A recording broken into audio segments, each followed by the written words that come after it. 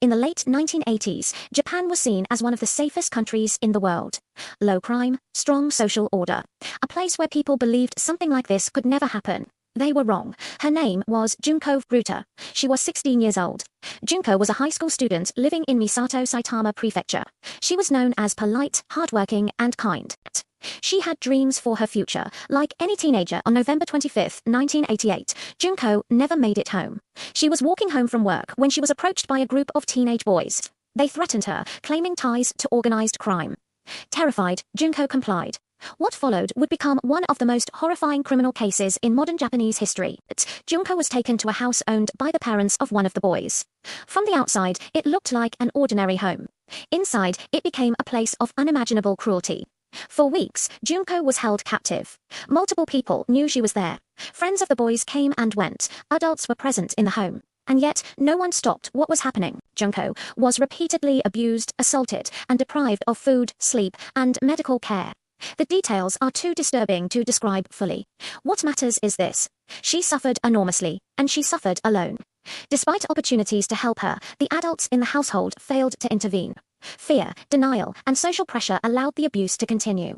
On January 4, 1989, after weeks of captivity, Junko Furuta died from her injuries. She was 16 years old.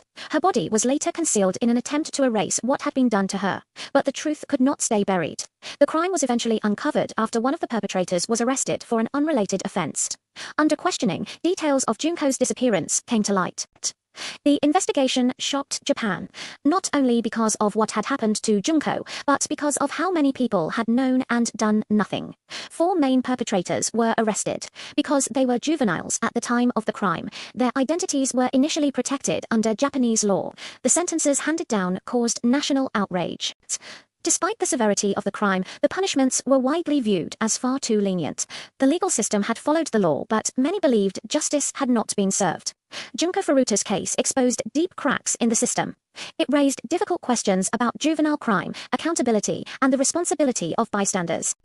It forced Japan to confront uncomfortable truths about silence and social conformity. Junko was not failed by just her attackers. She was failed by every adult who looked away, by a system that did not protect her, by a society that hesitated when action was needed most. Today, Junko Furuta's name is remembered not just as a victim of crime, but as a symbol of why speaking up matters, why intervention matters, why silence can be deadly. Her story is not told for shock value. It is told so that what happened to her is never forgotten and never allowed to happen again. Junko Furuta was 16 years old. She deserved safety. She deserved help. She deserved a future. And she deserved justice.